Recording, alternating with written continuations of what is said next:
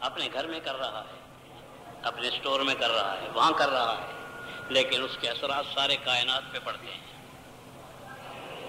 وہ غلط تولتا ہے، غلط ناپتا ہے، غلط سوچتا ہے، غلط بولتا ہے، غلط لکھتا ہے، غلط لیتا ہے، غلط دیتا ہے، غلط بیچتا ہے، غلط خریدتا ہے۔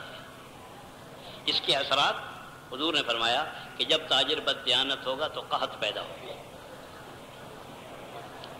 نئی صورتیں قحط کی ہیں، اس لیے کہ نئی صورتیں بددیانتیوں کی پیدا ہو گئی۔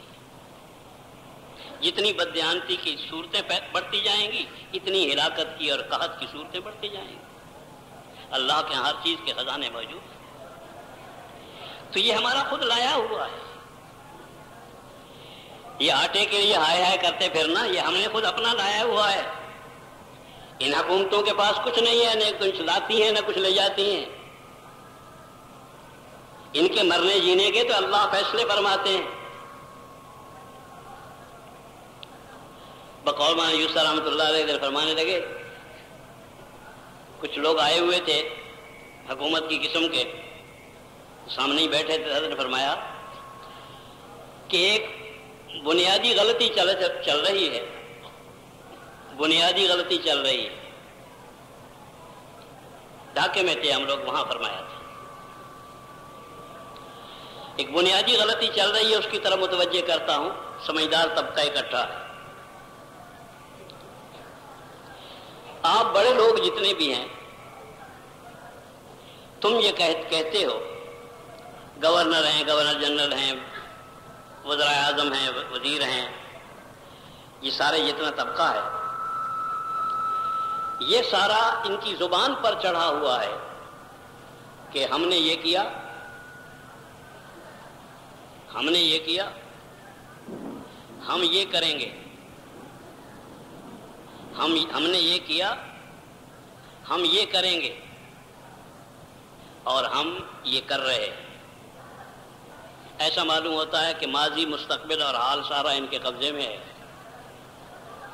ماضی بھی ہمارے قبضے میں ہے، حال بھی ہمارے قبضے میں ہے، مستقبل بھی ہمارے قبضے میں ہے۔ اور فرمانے لگے کہ کبھی سوچا بھی ہے، جب یہ کہتے ہو تو تمہارے ریت جتنی ہے، یہ جو تمہارے محتاط ہیں، تم سے تعلق رکھنے والے لوگ ہیں، یہ بھی وہی باتیں کرتے ہیں جو بڑے کیا کرتے ہیں۔ یہ بھی یہ کہتے ہیں کہ ہمارے وزیر اعظم نے یہ کیا، ہمارا وزیر اعظم یہ کر رہا ہے، اور ہمارا وزیر اعظم یہ کرے گا۔ ہمارا گورنر نے یہ کیا، ہمارا گورنر یہ کر رہا ہے، ہمارا گورنر یہ کرے گا۔ یہ بھی وہی بات کرتے ہیں۔ لیکن تم لوگوں نے اور تمہاری ریت نے کبھی یہ بھی سوچا ہے کہ اگر تم سارے کے سارے دنیا کے صدر اور مملکتوں کے یہ بڑے بڑے لوگ ہو، جو کہتے سمجھتے ہو کہ سب کچھ ہم ہی کر رہے ہیں اور ہمارے اشاروں پر دنیا جانچ رہی ہے اور چل رہی ہے، اگر تم سارے مل کے ساری اپنی قوتوں کے ساتھ اکٹھے ہو کے ایک دفعہ مرنا بھی چاہو تو مر بھی سکتے ہو؟ اگر مرنا چاہو کہ دنیا کی جان چھوٹ جائے، آرام سے مل جائے، دنیا آرام سے رہنے لگے، تو مرنا بھی مر بھی سکتے ہو؟ جو مر نہ سکتا ہو وہ کسی کا کیا بنائے گا؟ یہ ہمارے انسانیت کا کچھ نہیں بنا سکتے ہیں، واللہ العظیم۔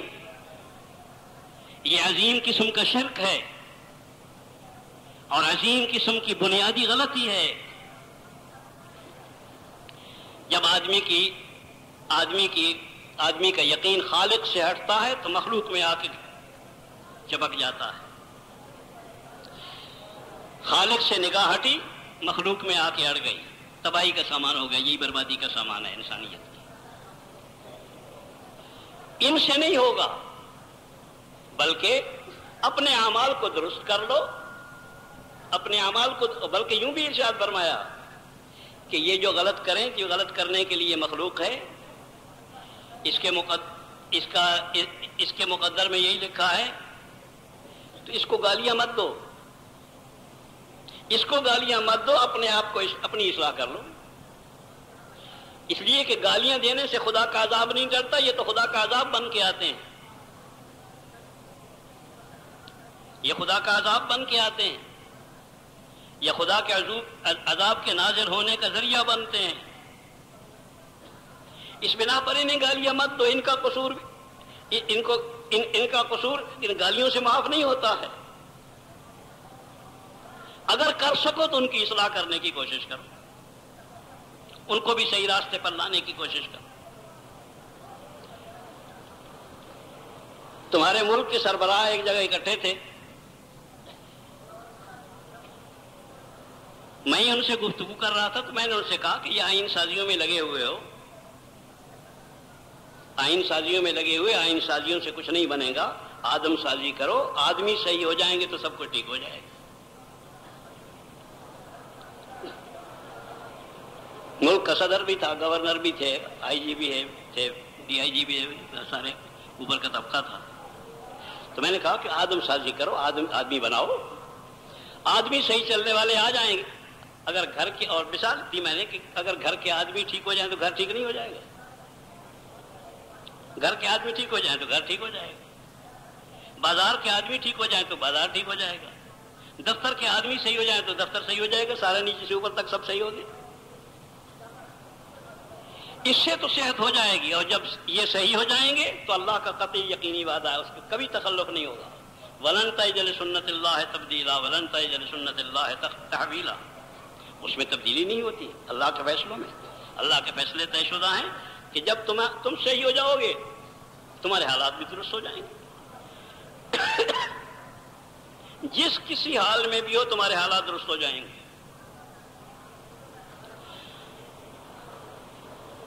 جس کسی حال میں بھی ہو تمہارے حالات اللہ جل جلالہ درست فرما دیں گے، وعدہ ہے اللہ کا. اس بنا پر عرض کر رہا تھا کہ انبیاء علیہ السلام جو انسانیت کے سب سے بڑے خیر خواہ ہیں، وہ صرف ایک ہی کام آ کے کرتے ہیں اور مسلسل کرتے ہیں اور اسی کو اپنا کام بناتے ہیں. کام ان کا وہی ہوتا ہے، دوسرے کام ضمنی چیزیں ہوتی ہیں. جیسے کوئی آدمی کہیں جاتا ہے شہر میں، کہیں کسی جگہ پر بھی، کسی وقت میں بھوک لگتی ہے تو کھا بھی لیتا ہے، پیشاب کی ضرورت ہوتی ہے پیشاب کو بھی چلا جاتا ہے، پہانے کی ضرورت ہوتی ہے پہانے کے لیے بھی چلا جاتا ہے، نیند غالبہ کرتی ہے تو سو بھی لیتا ہے. لیکن سونے کے لیے کہیں نہیں جاتا ہے، کھانے کے لیے کہیں نہیں جاتا، پیشاب کرنے کے لیے کہیں نہیں جاتا، پہانے کے لیے کہیں نہیں جاتا، کام کے لیے جاتا ہے. جس کام کے لیے گیا ہے وہ صرف دعوت اللہ ہے. ایسا کام کرو جس سے لوگ صحیح بن جائیں، مرد صحیح ہو جائیں، عورتیں صحیح ہو جائیں، بچے صحیح ہو جائیں. اس کے لیے پیدا کیا. اور محمد الرسول اللہ صلی اللہ علیہ وسلم کے وقت میں آ کر اللہ جل جلالہ نے ایک اضافہ فرمایا. یہ خاتم النبیین ہیں، ان کا کام بڑھا دیا. پہلے انبیاء کا کام یہ تھا کہ ایسی محنت کرو کہ تم درست ہو جاؤ، تم درست ہو جاؤ، تمہارے ساتھی درست ہو جائیں، تمہارے جیسے انسان، عورتیں، مرد، بچے، تو وہ درست ہو جائیں. عورتیں محنت کریں کہ عورتیں درست ہو جائیں، مرد محنت کریں کہ مرد درست ہو جائیں، بچے محنت کریں کہ مرد درست ہو جائیں، بچے بھی درست ہو جائیں. محنت کرنے کا حکم دیا گیا. اور حضور صلی اللہ علیہ وسلم کے وقت میں ایک حکم کا اضافہ کیا گیا کہ محنت کرو کہ تم درست ہو، تم درست ہو جاؤ، اور محنت کرو کہ تمہارے جیسے یہ انسان درست ہو جائیں جتنے موجود ہیں. یہ انسان ہیں، ان کو درست کرنے کی کوشش کرو. حضور صلی اللہ علیہ وسلم کے وقت میں یہ اضافہ ہوا کہ ایسی محنت کرو کہ تم بھی درست ہو جاؤ، تمہارے جیسے تمام انسان بھی درست ہو جائے، اس لیے کہ وہ ساری حضور کی امت ہے قیامت تک. کچھ امت اجابت ہے، کچھ امت دعوت ہے. جو امت دعوت ہے وہ بھی ٹھیک ہو جائے، جس کے لیے حضور داعی بن کے آئے ہیں وہ بھی درست ہو جائے، جس نے حضور کی دعوت کو قبول کر لیا ہے وہ بھی درست ہو جائے. لیکن وہ محنت اس انداز کی کرو کہ جس کو بھی اس محنت پہ لے آؤ اور اس سطح پر لے آؤ کہ وہ درست ہو جائے، اس سے کہو کہ صرف تمہارا درست ہونا یا یہ موجودین جو ہیں ان کا درست ہونا کافی نہیں ہے، جو امتیں آنے والی ہے ایسا انتظام کرو کہ جہاں جہاں جس ملک میں جس جگہ پر، مشرق میں، مغرب میں، جنوب میں، شمال میں، جہاں کہیں وہ ہیں، اور جو موجود نہیں ہیں آنے والی ہیں، آنے والی نسلوں کا انتظام کرنا بھی تمہاری ذمہ ہے۔ ایسی محنت کرو، ایسا ماحول بناؤ کہ وہ جو نسلیں نئی آئیں وہ بھی صحیح آدمی ہوں، صحیح اعمال والی ہوں، سر سے پیر تک صحیح اپنے آپ کو استعمال کرنے والی بنے۔ کنتم خیر امت اخرجت للناس، تم بہترین امت ہو، تمام انسانوں کی نفع رسانی کے لیے بھیجے گئے ہو، تمام انسانوں کی نفع رسانی کے لیے۔ یہ اس امت کے متعلق ہے، یہ پہلی امتوں کے لیے حکم نہیں تھے، اسی امت کے لیے تمام انسانوں کے لیے بھیجے گئے ہو، جو حضور کے وقت سے لے کے قیامت تک آنے والے ہیں، سب کو نفع پہنچانا ہے، اور نفع عام قسم کا نہیں، نفع عام قسم کا نہیں۔ کسی کو پانی پلا دینا بھی نفع کی چیز ہے، کسی کو کھانا کھلا دینا بھی نفع کی چیز ہے، بلا شبہ انکار نہیں ہے۔ کسی کو کپڑے پہنا دینا بھی نفع کی چیز ہے، کسی کو مکان دے دینا بھی نفع کی چیز ہے، کسی کو باغ دے دینا بھی نفع کی چیز ہے، کسی کو زمین دے دینا بھی نفع کی چیز ہے، کسی کو سواری دے دینا بھی نفع کی چیز ہے۔ نفع کی چیزیں ہیں، یہ سب نفع کی چیزیں ہیں، لیکن ان نفعوں کے لیے نہیں بھیجا گیا تمہیں جس عظیم نفع کے لیے بھیجا گیا وہ سب سے بڑا نفع ہے اور بنیادی نفع ہے، اور ایسا نفع ہے کہ اگر وہ مل جائے تو کسی نفع کی کوئی ضرورت نہیں رہتی ہے پھر بات، اور وہ ہے تأمرون بالمعروف وتنہون عن المنکر وتؤمنون باللہ، صحیح راستے پر لوگوں کو لگانا اور غلط راستے سے ہٹانا، یہ اصل کام ہے۔ یہی سب سے انسانیت کا سب سے بڑی ضرورت ہے۔ نہ کھانا اتنا ضروری ہے، نہ پینا اتنا ضروری ہے، اس لیے کہ کھانا اگر نہ ملے یا پینا نہ ملے، سب سے زیادہ ضروری پینا بھی نہیں، کھانا بھی نہیں، بلکہ سانس لینا ہے، ہوا۔ کھانا اتنی بڑی ضرورت نہیں ہے، پانی اتنی بڑی ضرورت نہیں، ہوا سب سے بڑی ضرورت ہے آدمی کی، اس لیے کہ آدمی بس تھوڑی دیر کسی ایسی جگہ پر آ جائے جہاں ہوا مطلقاً نہ ہو۔ ویسے تو ہوا اللہ ہر جگہ پر پہنچاتے ہیں، پہنچتی ہے، لیکن اگر کوئی محنت کر کے ایسی جگہ تیار کر لے جہاں بالکل ہوا نہ ہو تو آدمی زندہ رہے وہ فوراً مر جاتا ہے، مر جائے گا نا۔ اگر یہ ضرورت پوری نہ ہوئی تو یہی ہوگا کہ مر جائے گا، جہنم میں تو نہیں جائے گا۔ اگر ہدایت نہ ملی تو جہنم میں جائے گا۔ اس لیے وہ میں کہہ رہا ہوں کہ وہ مقدم ضرورت، سب سے بڑی ضرورت، اس سب سے بڑی ضرورت کو پورا کرنے کے لیے اللہ جل جلالہ نے تمہیں بھیجا ہے، اس امت کو بھیجا ہے کہ ساری انسانیت کی نفع رسانی کا جو کام ہے، تأمرون بالمعروف وتنہون عن المنکر وتؤمنون باللہ، اس کام کو کریں تاکہ ساری انسانیت کو نفع پہنچے جتنی آنے والی ہے قیامت تک۔ اور اللہ جل جلالہ اسی امت کے ہاتھوں سے یہ کام بھی کروائیں گے، اس کے نتیجے میں کہ حضور صلی اللہ علیہ وسلم کا ارشاد ہے کہ ایک وقت ایسا آئے گا کہ اللہ جل جلالہ کوئی کچا پکا گھر نہیں چھوڑیں گے مگر اس میں اسلام داخل کر کے ہی چھوڑیں گے۔ تمام گھروں کے اندر دین ہی دین ہوگا انشاءاللہ العزیز۔ محنت پر موقوف ہے یہ محنت، یہ ہمارا اصل کام ہے۔ میں پہلا حصہ میری بات کا یہ ہے کہ یہ ہمارا کام ہے، اس کام کے لیے ہم پیدا ہوئے ہیں، اللہ کی قسم اسی کے لیے پیدا ہوئے ہیں، اسی کے لیے جو کر رہے ہیں اس کے لیے نہیں پیدا ہوئے، نہ عورتیں اس کے لیے پیدا ہوئی ہیں، نہ بچے۔ اللہ جلالہ نے اتنا آسان کیا ہے دین کو، اتنا آسان کیا ہے دین کو کہ کوئی راستہ اتنا آسان نہیں ہے جتنا دین کا راستہ آسان ہے، یا یوں کہیے کہ محمد الرسول اللہ صلی اللہ علیہ وسلم کا راستہ آسان ہے۔ حضور یہ فرماتے ہیں کہ میرا جی چاہتا تھا، مسواک حضور کو بہت پسند تھی، مسواک کرنا. فرمایا کہ اگر میری امت پر شاق نہ ہوتا، امت کے لیے ذرا مشکل بن جائے گی، امت کے لیے مشکل ہو جائے گی، ورنہ میں مسواک کو فرض قرار دے دیتا، فرض قرار دیتا مسواک. لیکن اس لیے فرض قرار نہیں دیا کہ امت کے لیے مشکل، ذرا دقت پیدا ہو جائے گی. حضور صلی اللہ علیہ وسلم کا جی چاہتا تھا عشاء کی نماز ذرا دیر سے پڑھنے کو. فرمایا کیا دیر سے نماز پڑھنے کو جی چاہتا ہے، اگر امت پہ شاق نہ ہوتا تو میں اسی کو ضروری قرار دے دیتا، لیکن چونکہ امت پر مشکل ہو جائے گی اس واسطے کر کے اس کو ہاتھ ہی نہیں ڈالا، ہاتھ نہیں لگایا، کسی مشکل کام کو ہاتھ ڈالا ہی نہیں، اس لیے کہ امت کے لیے مشکل نہ ہو. ایک آدمی آتا ہے اور آ کے عرض کرتا ہے کہ اوصنی یا رسول اللہ واوجز، یا رسول اللہ مجھے وصیت فرمائیں اور مختصر سی وصیت فرمائیں. ان پڑھ آدمی ہوں، مختصر سی.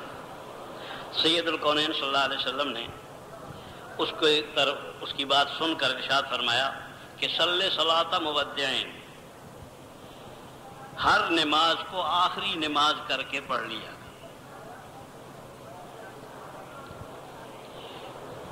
ایک جملہ ہے صرف صلی صلاۃ مودعین، ایک جملہ ہے، اسی کو اگر امتی پکڑ لے تو سارے کسے از اول تا آخر آسان ہو جائے. اگر آدمی ہر نماز کو آخری نماز پڑھنی شروع کر دے ساری منزلیں بہت آسانی کے ساتھ طے ہو جاتی ہیں. اور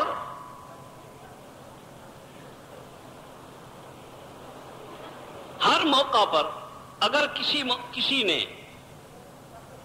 تیزی میں آ کر، ہوتی ہیں جوانی کے زور ہوتے ہیں اور کبھی اندر کے زور بھی پیدا ہو جاتے ہیں. کچھ لوگ آئے، کچھ لوگوں نے پوری رات نماز پڑھنی شروع کر دی، جن کو روزے رکھنا شروع کر دیے. حضور صلی اللہ علیہ وسلم کو خبر دی گئی کہ یا رسول اللہ یہ لوگ ہیں، یہ روزے نماز کا یہ کر رہے ہیں. حضور صلی اللہ علیہ وسلم نے فرمایا کہ اپنے اوپر شدت مت کرو، تشدد مت کرو، اپنے اوپر سختی نہ کرو. اللہ جل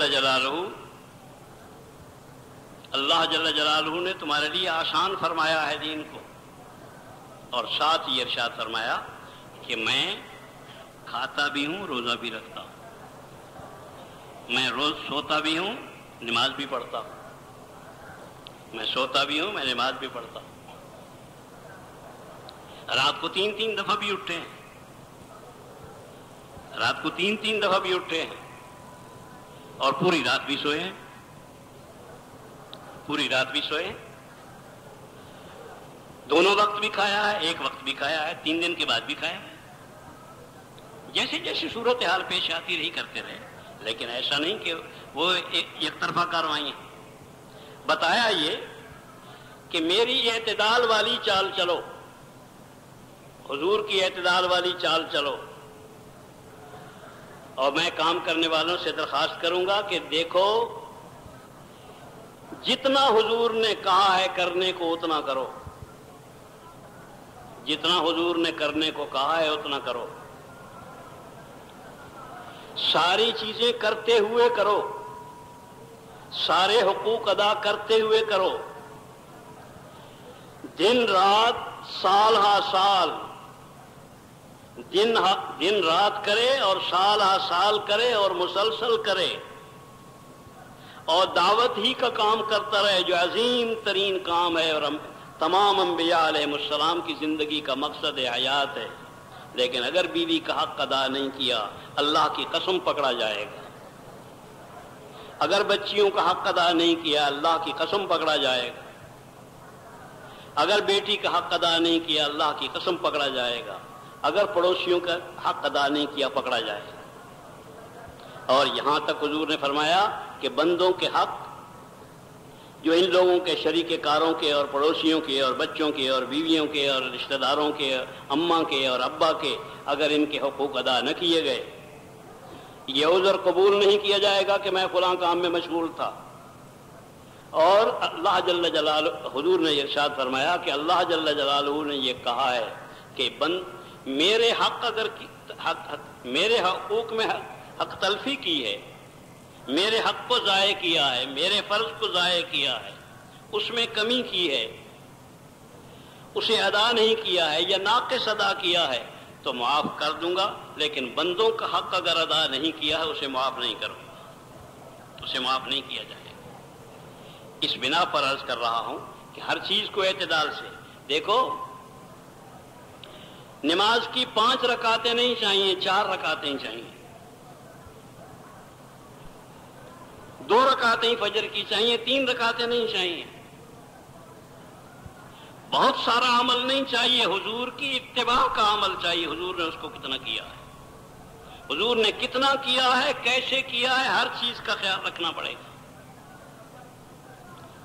جتنا حضور نے کیا ہے اتنا کرنا ہی، اتنا ہی ہماری ذمہ داری ہے، اتنا ہی کرنا سنت ہے، اتنے ہی کرنے کا فائدہ ہوگا، اتنا ہی کرنے سے پورا فائدہ ہوگا جتنا فائدہ ہونا چاہیے۔ اس بنا پر حضور صلی اللہ علیہ وسلم کی اتباع عمل میں ایسا فریضہ ہے۔ قرآن مجید نے جو انداز اختیار کیا ہے اپنے دین کے احکام کے متعلق، سب سے پہلی بات یہ کہ ایمان ہو۔ اگر ایمان نہیں ہے تو کوئی عمل اللہ کے ہاں قبول نہیں ہوتا ہے۔ اسی واسطے صحابہ کہتے ہیں تعلمنا الایمان ثم تعلمنا القرآن، پہلے ہم نے ایمان سیکھا پھر ہم نے قرآن سیکھا ہے، پہلے ایمان سیکھا پھر ہم نے قرآن سیکھا ہے۔ اور افسوسناک سی بات ہے، مگر کہنی پڑتی ہے، کہنے کو جی بھی نہیں چاہتا لیکن کہنی پڑتی ہے کہ ساری دنیا قرآن سیکھ رہی ہے، ایمان کوئی نہیں سیکھتا۔ صحابہ کہتے ہیں کہ تعلمنا الایمان ثم تعلمنا القرآن، پہلے ہم نے ایمان سیکھا ہے پھر ہم نے قرآن سیکھا ہے۔ اور یہ یاد رکھ لو، جنہوں نے ایمان نہیں سیکھا ہے انہوں نے قرآن کوئی نہیں سیکھا ہے۔ مغالطے میں نہ رہیں کہ ہم نے قرآن سیکھ لیا ہے۔ جنہوں نے ایمان نہیں سیکھا ہے انہوں نے قرآن نہیں سیکھا ہے، دھوکے میں ہے، اور یہ دھوکہ قیامت پہ جا کے کھلے گا جب کوئی کچھ نہیں کر سکے گا، کچھ کرنے کا موقع نہیں ہوگا۔ یہی موقع ہے تبدیل کر لینے کا، ایمان سیکھو، ایمان سیکھو، ایمان سیکھو۔ اس لیے کہ ایمان کے بغیر کسی عمل کے کوئی عمل قبول نہیں ہوتا۔ اس بنا پر سب سے پہلی شرط ہے ایمان، عمل کے قبول ہونے کی۔ اعمال تو دار و مدار عرض کر چکا کہ اعمال ہی دار و مدار ہیں، اعمال ٹھیک ہو جائیں۔ اعمال کیا ہیں؟ سب سے پہلے اعمال میں ایمان آئے گا، ایمان کو سیکھو۔ ایک اللہ سے ہونے کا یقین، اس کا نام ایمان ہے۔ لا الہ الا اللہ صرف محمد رسول اللہ پڑھنے کا نام ایمان نہیں ہے، بلکہ اکیلے اللہ سے سب کچھ ہونے کا یقین اور اللہ کے علاوہ کہیں سے کچھ نہ ہونے کا یقین، اس کا نام ایمان ہے، دل کے یقین کا نام ہے۔ قالت الاعراب آمنا، دیہاتی لوگ کہنے لگے کہ ہم ایمان لے آئے۔ دیہات کے لوگوں کو دعوت پہنچ گئی، کسی نے دعوت دی، انہوں نے خوشی خوشی قبول کر لی، کلمہ پڑھ لیا اور خوشی خوشی آ کے حضور کو خوشخبری سنائی کہ یا رسول اللہ ہم ایمان والے ہو گئے۔ قالت الاعراب آمنا، مدینے کا واقعہ ہے، قرآن مجید ہے۔ اسی وقت جبریل علیہ السلام آئے اور آ کر یہ کہا کہ ان سے کہہ دو قل لم تؤمنوا، ان سے کہہ دو کہ ابھی ایمان والے نہیں بنے۔ یہ جو کہہ رہے ہیں کہ ہم ایمان والے ہو گئے، ایمان والے نہیں بنے ابھی۔ کلمہ پڑھ کے وہاں کلمہ پڑھ کے آئے ہیں گاؤں میں اپنے، حضور کے سامنے آ کے کلمہ پڑھ کے کہہ رہے ہیں کہ ہم ایمان والے ہو گئے، اور پھر جبریل علیہ السلام کہتے ہیں کہ ابھی ایمان والے نہیں بنے۔ اور وجہ اللہ جل جلالہ نے بیان فرمائی خود.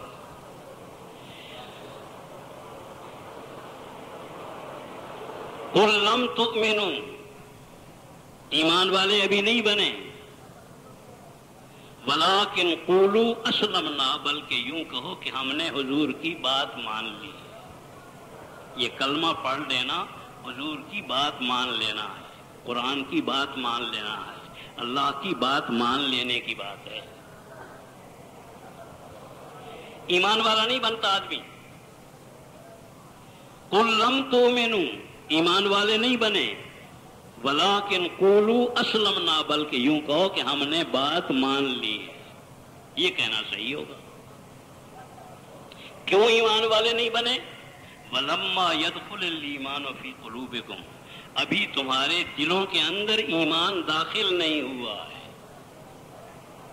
زبان پر ہے، جو زبان پر ہوتا ہے وہ ایمان نہیں ہوتا، کلمہ ایمان ہوتا ہے. جو زبان پر آتا ہے صرف، ابھی دل کا یقین نہیں بنا ہے. یہ ایمان ابھی دل میں داخل نہیں ہوا. جب تک دل میں یقین وہ داخل نہیں ہو جاتا آدمی ایمان والا نہیں بنتا ہے. قرآن کا فیصلہ ہے. وہ ایمان سیکھو. اس ایمان کے سیکھنے پر سال سال لگتے ہیں اور صحابہ کے لگے ہیں. لا الہ الا اللہ محمد الرسول اللہ تو آتے رہتے ہیں غیر مسلم، کہتے ہیں ہم مسلمان ہوتے ہیں. اسی وقت مجھے تو یاد نہیں ہے کہ میں نے 3 دفعہ کسی کو اشہد ان لا الہ الا اللہ واشہد ان محمدًا عبدہ ورسولہ 3 دفعہ تکرار کرایا، اور تیسری دفعہ یا چوتھی دفعہ اس نے صحیح نہ پڑھ لیا. اسا وہ تو 3-4 دفعہ کہلوانے سے کافر بھی یاد کر لیتا ہے. غیر مسلم جو ہے وہ بھی یاد کر لیتا ہے 3 دفعہ میں. اس سیکھنے پر سال لگے صحابہ کو. اس کے سیکھنے پر کلمہ یاد نہیں، کلمہ شہادت یاد نہیں ہوتا تھا ان سے. اندر کا یقین جو پیدا کرنا ہوتا ہے جس کو ایمان کہتے ہیں، وہ اندر پیدا کرنے میں سال لگتے ہیں. وہ دنوں مہینوں میں نہیں آتا ہے. وہ دنوں مہینوں میں نہیں آتا ہے، کبھی نہیں آیا. وہ تو یوں کہا جا سکتا ہے کہ اگر محمد الرسول اللہ صلی اللہ علیہ وسلم جیسا سکھانے والا ہو، ایسا سکھانے والا آج تک کائنات میں کوئی نہیں آیا. وہ تو ہوں سکھانے والے، اور ابو بکر جیسے اور علی المرتضیٰ جیسے استعداد لوگ ہوں سیکھنے والے، پھر بھی سال لگتے ہیں. سال لگانے سے ایمان سیکھا جاتا ہے. ایمان آئے، جب ایمان آ جاتا ہے دل کا یقین بن جاتا ہے، ایمان والا ہو گیا. وہ بات درمیان میں کہہ دی تھی کہ اگر زبان پر آیا ہے کلمہ، بہت مبارک کلمہ ہے، بہت برکت والا کلمہ ہے، اس سے بڑا عظیم کلمہ ہے نہیں، اس سے عظیم کلمہ کوئی نہیں ہے، لیکن اس کو کلمہ ایمان کہتے ہیں، اس کو ایمان نہیں.